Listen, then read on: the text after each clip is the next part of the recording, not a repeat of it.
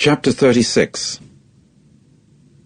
And this is the history of Esau, that is to say, Edom.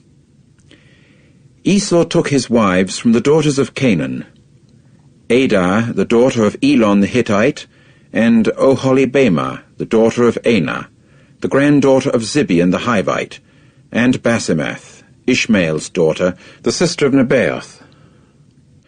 And Adah proceeded to bear Eliphaz to Esau, and Basemath bore Ruel. And Oholibamah bore Jeush, and Jalem, and Korah. These are the sons of Esau who were born to him in the land of Canaan. After that Esau took his wives and his sons and his daughters, and all the souls of his house and his herd, and all his other beasts, and all his wealth, which he had accumulated in the land of Canaan, and went to a land away from Jacob his brother, because their goods had become too great for them to dwell together, and the land of their alien residences was not able to sustain them as a result of their herds. So Esau took up dwelling in the mountainous region of Seir. Esau is Edom. And this is the history of Esau, the father of Edom, in the mountainous region of Seir. These are the names of the sons of Esau: Eliphaz the son of Adah, Esau's wife; Ruel the son of Basemath, Esau's wife. And the sons of Eliphaz came to be Teman, Omar, Zepho, and Gatam, and Kenaz. And Timnah became the concubine of Eliphaz, Esau's son. In time she bore to Eliphaz Amalek. These are the sons of Adah, Esau's wife. These are the sons of Ruel: Nahath, and Zerah, Shammah, and Mizah. These came to be the sons of Basemath, Esau's wife. And these came to be the sons of Oholibamah, the daughter of Anah, the granddaughter of Zibeon, Esau's wife, in that she bore to Esau Jeush, and Jalem, and Korah. These are the sheiks of the sons of Esau. The sons of Eliphaz, Esau's firstborn: Sheik Teman, Sheik Omar, Sheik Zepho, Sheik Kenaz, Sheik Korah, Sheik Gatam, Sheik Amalek. These are the sheiks of Eliphaz in the land of Edom. These are the sons by Adah. These are the sons of Ruel, Esau's son: Sheik Nahath, Sheik Zerah, Sheik Shammah, Sheik Mizah. These are the sheiks of Ruel in the land of Edom. These are the sons by Basemath, Esau's wife. Finally, these are the sons of Oholibamah, Esau's wife: Sheik Jeush, Sheik Jalem, Sheik Korah. These are the sheiks of Oholibamah, the daughter of Anah, Esau's wife. These are the sons of Esau, and these are their sheiks. He is Edom. These are the sons of Seir the Horite, the inhabitants of the land: Lotan, and Shobal, and Zibeon, and Anah, and Dishon, and Ezer, and Dishan. These are the sheiks of the Horite, the sons of Seir in the land of Edom. And the sons of Lotan came to be Horai and Hemam, and Lotan's sister was Timnah. And these are the sons of Shobal: Alvan, and Manahath, and Ebal, Shepho, and Onam. And these are the sons of Zibeon: Aiah and Anah.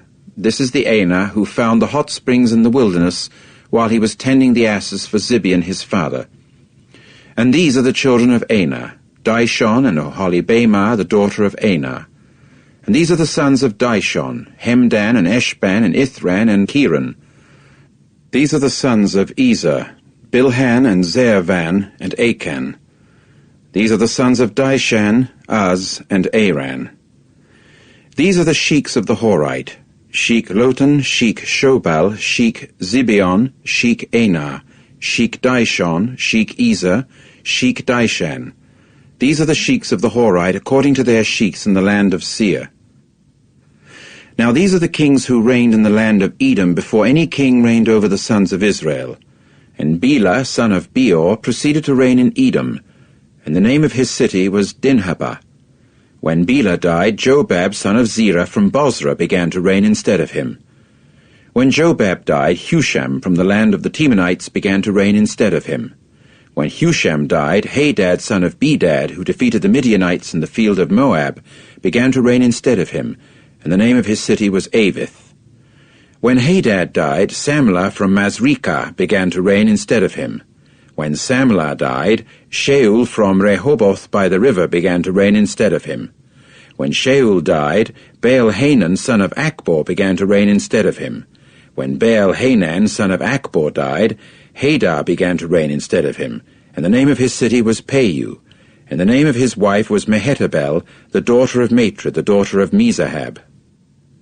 So these are the names of the sheiks of Esau, according to their families, according to their places, by their names: Sheik Timnah, Sheik Alva, Sheik Jetheth, Sheik Oholibamah, Sheik Elah, Sheik Pinon, Sheik Kenaz, Sheik Teman, Sheik Mibzah, Sheik Magdiel, Sheik Iram. These are the sheiks of Edom according to their dwellings in the land of their possession. This is Esau, the father of Edom.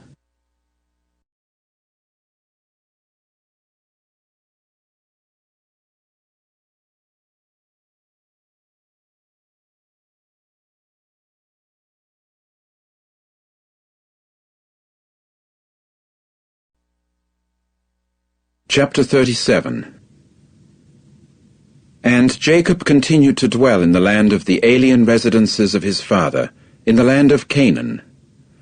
This is the history of Jacob. Joseph, when 17 years old, happened to be tending sheep with his brothers among the flock. And, being but a boy, he was with the sons of Bilhah and the sons of Zilpah, the wives of his father. So Joseph brought a bad report about them to their father. And Israel loved Joseph more than all his other sons, because he was the son of his old age, and he had a long striped shirt-like garment made for him. When his brothers came to see that their father loved him more than all his brothers, they began to hate him, and they were not able to speak peacefully to him. Later on, Joseph had a dream, and told it to his brothers, and they found further reason to hate him. And he went on to say to them, "Listen, please, to this dream that I have dreamed. Well, here we were binding sheaves in the middle of the field, when here my sheaf got up and also stood erect, and here your sheaves proceeded to encircle and bow down to my sheaf." And his brothers began to say to him, "Are you going to be king over us for certain? Or are you going to dominate over us for certain?" So they found fresh reason to hate him over his dreams and over his words. After that he had still another dream, and he related it to his brothers and said, "Here I have had a dream once more, and here the sun and the moon and 11 stars were bowing down to me." Then he related it to his father as well as his brothers, and his father began to rebuke him and say to him, "What does this dream that you have dreamed mean? Am I and also your mother and your brothers for certain going to come and bow down to the earth to you?" And his brothers grew jealous of him, but his father observed the saying. His brothers now went to feed the flock of their father close by Shechem. After a while Israel said to Joseph, "Your brothers are tending flocks close by Shechem, are they not? Come, and let me send you to them." At this he said to him, "Here I am." So he said to him, "Go, please, see whether your brothers are safe and sound, and whether the flock is safe and sound, and bring me back word." With that he sent him away from the low plain of Hebron, and he went on toward Shechem. Later a man found him, and here he was wandering in a field. Then the man inquired of him, saying, "What are you looking for?" To this he said, "It is my brothers I am looking for. Tell me, please, where are they tending flocks?" And the man continued, "They have pulled away from here because I heard them saying, 'Let us go to Dothan.'" So Joseph kept on after his brothers and found them at Dothan.